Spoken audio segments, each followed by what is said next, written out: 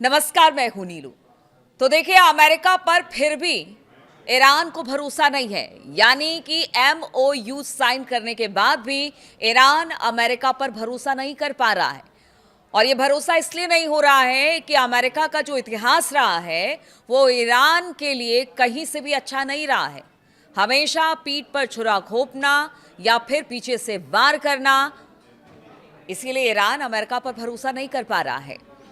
अब देखिए कि एमओयू साइन हो चुका है, लेकिन ठीक साइन होने से पहले क्या बात की है ईरान के बड़े नेताओं ने और किस तरह के बयान दिए हैं, आज उस पर बात होगी। और जो 14 एक बिंदु था जिस पर हस्ताक्षर एमओयू में हुए हैं उस पर भी बात होगी, क्योंकि बहुत सारी बातें ऐसी हैं जो कि कह सकते हैं कि अभी बहुत तरीके से स्पष्ट नहीं है। तो वो 14 बिंदुओं पर भी बातचीत होगी। तो ईरान ने एक बार फिर कहा है कि हॉर्मुज स्ट्रेट को खोल दिया जाएगा जहाज़ों की आवाजाही के लिए।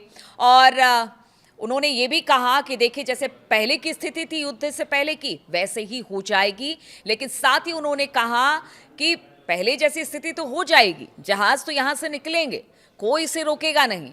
लेकिन पहले यहाँ से बिना टोल, बिना पैसे लिए जहाज गुजरते थे, लेकिन अब ऐसा नहीं होगा।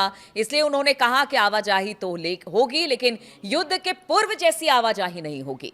ईरान के मुख्य वार्ताकार मोहम्मद बाकर गालिबाफ ने कहा कि अमेरिका के साथ हुए समझौते के तहत जहाजों को केवल 60 दिनों तक फ्री गुजरने की अनुमति होगी और इसके बाद तेहरान हॉर्मुज स्ट्रेट से गुजरने वाले जहाजों से शुल्क लेगा।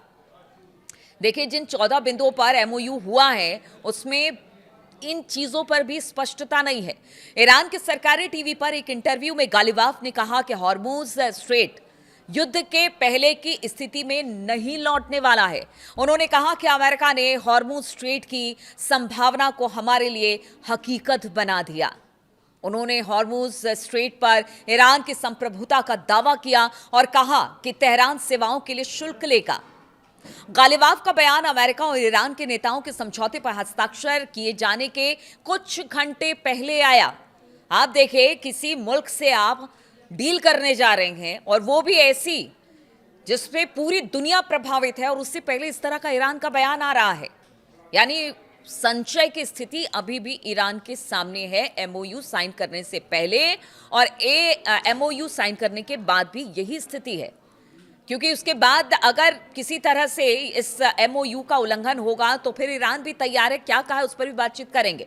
देखिए, गालिबाफ ने कहा कि समझौते को लेकर अमेरिका पर संदेह उन्होंने जताया। ईरान की अर्ध सरकारी तस्नीम न्यूज एजेंसी की रिपोर्ट के अनुसार उन्होंने कहा कि अमेरिका को लेकर मेरा विश्वास जो है वो नहीं है।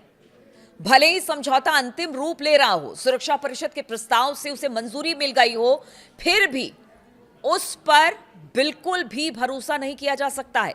गालिबाफ का बयान ट्रंप के उस दावे के उलट है जिसमें उन्होंने कहा कि समझौते के बाद हॉर्मुज स्ट्रेट सभी के लिए खुल जाएगा। और इसके साथ ही ईरान जो कि नेता है, उन्होंने ये भी चेतावनी दी है कि जरूरत पड़ने पर ईरान टकराव के लिए भी तैयार होगा। उन्होंने कहा कि मेरे लिए कूटनीतिक संघर्ष और सैन्य संघर्ष के बीच ज्यादा दूरी नहीं है और हमारी उंगलियां ट्रिगर पर हमेशा रहेगी, चाहे एमओयू हो ना हो। एमओयू के बाद भी अगर इस तरह की बातें हो रही है, यानी विश्वास अभी तक दोनों मुल्क एक दूसरे पर नहीं जता पाए हैं। अमेरिका ईरान के बीच समझौते लागू हो चुके हैं और इस बीच अमेरिकी और ईरानी अधिकारियों ने बताया कि दोनों देशों के राष्ट्रपतियों ने समझौते पर हस्ताक्षर कर दिया है और ये लागू हो गया है। दोनों नेताओं ने डिजिटल रूप से इस पर हस्ताक्षर कर दिया। अब वो 14 बिंदु क्या है वो भी आपको जल्दी जल्दी बता देते हैं कि जिसको लेकर उहापोह की स्थिति अब भी बनी हुई है। तो देखिए, जो अमेरिका के अधिकारी हैं, ये पहली बार है जब अमेरिका ने बताया कि 14 पॉइंट वाले इस समझौते में आखिर क्या है।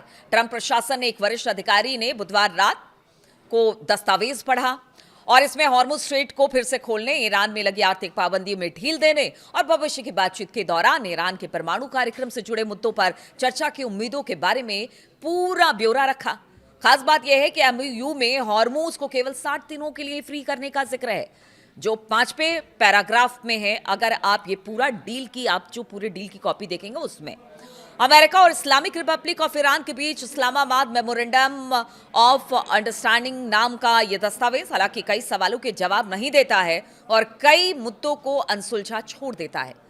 अब आपको बताते हैं कि क्या है वो पूरे के पूरे पॉइंट। और इसका पहला पॉइंट है, इसके पहले पैराग्राफ में कहा गया है कि अमेरिका, ईरान और उसके सहयोगी लेबनान समेत सभी मोर्चे पर सैन्य कार्रवाई तुरंत और हमेशा के लिए बंद हो जाएगी। वो ये भी तय करते हैं कि अब से वो एक दूसरे के खिलाफ कोई युद्ध या फिर सैन्य कार्रवाई शुरू नहीं करेंगे और ना ही एक दूसरे के खिलाफ बल प्रयोग करेंगे या फिर बल प्रयोग की धमकी देने की जैसा कोई कदम उठाएंगे। दूसरा बिंदु, संयुक्त राज्य अमेरिका और इस्लामिक रिपब्लिकन ऑफ ईरान एक दूसरे की संप्रभुता और क्षेत्रीय अखंडता का पूरा सम्मान करेगा और एक दूसरे के आंतरिक मामलों में दखल नहीं देगा। तीसरा, अमेरिका और ईरान अधिकतम 60 दिनों में बातचीत करके अंतिम समझौते तक पहुंचेगा, इसका वादा किया गया।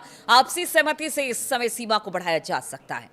चौथा, इस एमओयू पर हस्ताक्षर होने के बाद अमेरिका ईरान के खिलाफ अपनी नौसैनिक नाकेबंदी को तुरंत हटाएगा और किसी भी रुकावट या बाधा को हटाना शुरू कर देगा और 30 दिनों के भीतर भीतर जो नौसैनिक हैं जिनकी नाकेबंदी पूरे हॉर्मुज के आसपास की गई है उसको तुरंत अमेरिका हटा लेगा और यहां से जहाजों की आवाजाही शुरू हो जाएगी। पांचवा बिंदु, ईरान अपनी पूरी कोशिश से कमर्शियल जहाजों के लिए फारस की खाड़ी में, ओमान सागर और इसके विपरीत दिशा में सुरक्षित आवाजाही की व्यवस्था करेगा। यानी यहां पर जो माइंस बिछाए गए थे उसको हटा लिया जाएगा। उसके लिए भी एक समय सीमा तय की गई है ताकि यहां पर जो कमर्शियल जहाज है उसकी आवाजाही को तुरंत शुरू कर दिया जाए बिना बाधा के।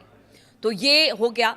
अब आगे की बातचीत की बात की जाए तो देखिए, हॉर्मुज जो स्ट्रेट है उसको भविष्य में प्रशासन और समुद्री सेवाओं के लिए तय करेगा और इसमें फारस की खाड़ी में सटे अन्य देशों के साथ भी चर्चा की जाएगी और लोग जो ये पूरा अंतर्राष्ट्रीय कानून है उसको यहाँ पर लागू किया जाएगा। यानी एक तरह से कह लीजिए कि हॉर्मुज को लेकर सहमति करीब करीब बन गई है, लेकिन 60 दिनों पर और 60 दिनों के बाद क्या, इस पर अभी भी संशय की स्थिति है। छठा पॉइंट, अमेरिका अपनी क्षेत्रीय सहयोगियों के साथ मिलकर ईरान के पुनर्निर्माण और आर्थिक विकास के लिए कम से कम 300 अरब डॉलर के एक पद की और आपसी सहमति वाली योजना तैयार करने का वादा करता है। इसे लागू करने का तरीका अंतिम समझौते के हिस्से के तौर पर 60 दिनों के भीतर तय कर दिया जाएगा। सातवीं बात, अमेरिका फाइनल डील के तहत ईरान में लगे सभी तरह के प्रतिबंध हटाएगा। इसमें संयुक्त राष्ट्र सुरक्षा परिषद IAEA के बोर्ड ऑफ गवर्नर्स के प्रस्ताव और अमेरिका के सभी एक तरफा प्रतिबंध शामिल होंगे।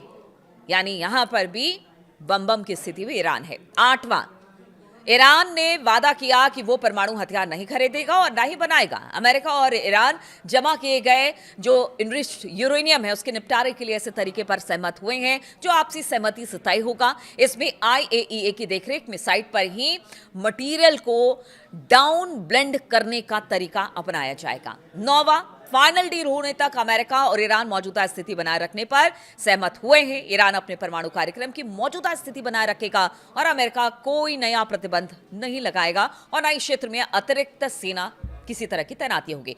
10वां, अमेरिका ने वादा किया कि हस्ताक्षर होते ही प्रतिबंध हटाने तक अमेरिका वित्त विभाग ईरानी कच्चे तेल, पेट्रोलियम उत्पादों और बैंकिंग लेन देन आदि जैसी संबंधित सेवाओं के निर्यात के लिए छूट जारी करेगा। 11वां पॉइंट है, अमेरिका ईरान के फ्रीज किए गए फंड और संपत्ति को इस्तेमाल के लिए पूरी तरह से उपलब्ध कराएगा। अमेरिका और ईरान बातचीत के लिए जो इस दौरान जो फंड को जारी करने से जुड़ी प्रक्रियाओं पर आपसी सहमति बनाएंगे और इसे ईरान के सेंट्रल बैंक द्वारा तय किए गए किसी भी अंतिम लाभार्थी को भुगतान के लिए पूरी तरह से इस्तेमाल करने लायक बनाया जाएगा। 12वां पॉइंट, अमेरिका और ईरान इस बात पर सहमत हुए हैं कि इस MOU के सफल इम्प्लीमेंटेशन को लेकर अंतिम समझौते के भविष्य में पालन की निगरानी के लिए एक ऐसी टीम बनाई जाएगी जो इस पर पूरी तरह से निगरानी रखे।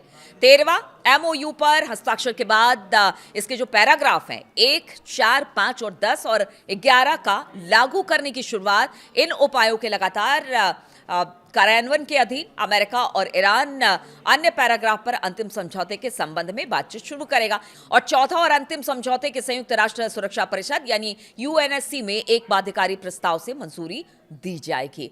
तो देखिए, ये सब कुछ है।